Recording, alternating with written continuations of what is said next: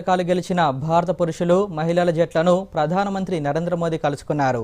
వైశాలి, హారిక, తనియా, సచ్దేవ్, విదిత్, అర్జున్, ప్రజ్ఞానంద సహా క్రీడాకారులతో ఆయన మాట్లాడారు. వారిని అభినందించారు. ప్రధాని సమక్షంలో ప్రజ్ఞానంద, అర్జున్ ఓ గేమ్ కూడా ఆడారు. ఈ సందర్భంగా క్రీడాకారులు ప్రధానికి చెస్ బోర్డును బహుకరించారు. మరోవైపు చెస్ ఒలింపియాడ్లో సత్తా చాటిన భారత జట్లకు అఖిల భారత చెస్ సమైక్య 3.2 కోట్ల రూపాయల నగదు బహుమతిని ప్రకటించింది.